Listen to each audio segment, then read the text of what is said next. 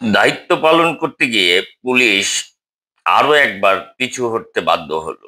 এই পটিয়া থানার ওসিকে প্রকাশ্যে ফাঁসি দেওয়ার ঘোষণা দিতে থাকেন, পটিয়া থানাকে মাটির সঙ্গে মিশিয়ে দেওয়ার হুমকি দেয়। 1 জুলাই রাত থেকে শুরু করে আজ 2রা জুলাই রাত 10:30 পর্যন্ত এই একই পরিস্থিতি ছিল। ওসিকে প্রত্যাহার করার পর পরিস্থিতি কিছুটা শান্ত হয়। আজ সারাদিন যে চট্টগ্রাম কক্সবাজার মহাসড়কটি সারাদিন বন্ধ ছিল। এই পরিস্থিতির উদ্ভব হয় কেন, কিভাবে?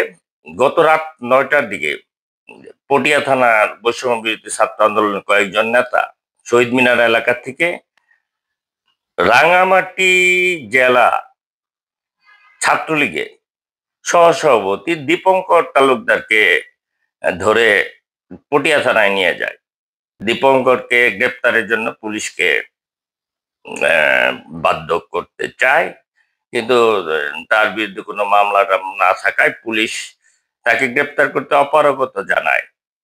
থানার ভেতরে দীপঙ্কর তালুকদারকে যখন মব সৃষ্টি করে তাকে মারধরের চেষ্টা করে, তখন পুলিশ বাধা দেয়। মানে ওসি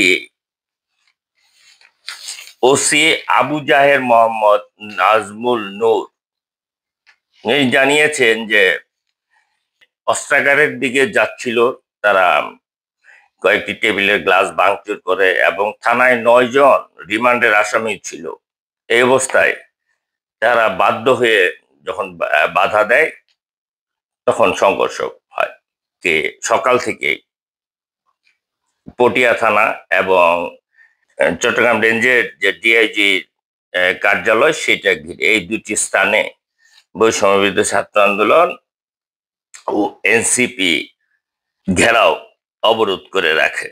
এনসিপির যুগ্ম সদস্য সচিব আরিফ সোহেল এই বুধবার তিনি তার ফেসবুকে একটি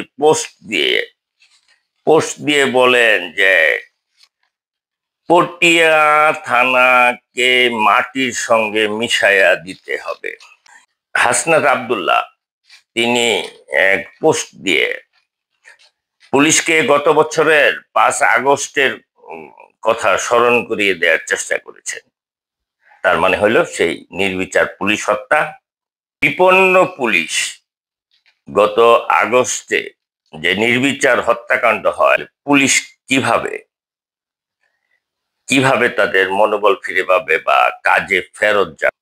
এই 1 সপ্তাহ আগে খুলনা মেট্রোপলিটন পুলিশের কার্যালয়ে একটানা অবরোধ করে এবং সেখানে তালা ঝুলিয়ে দেয়। কেন? এক পুলিশ সদস্যকে তারা ধরে থানায় দিয়েছিল এবং তাকে ছেড়ে দেওয়া হয় বলে। বৈষম্য বিরোধী ছাত্র আন্দোলন, এনসিপি বা বিএনপি তারা যদি কাউকে ধরে থানায় দেয়, তাহলে তার মামলা নিতে হবে, ছাড়া যাবে না। এটা কি গভীর কোনো ষড়যন্ত্রের অংশ? এটা কি ইচ্ছাকৃতভাবে আইন শৃঙ্খলা পরিস্থিতির অবনতি ঘটিয়ে নির্বাচনের পরিবেশ নাই, এটা প্রমাণের চেষ্টা হচ্ছে?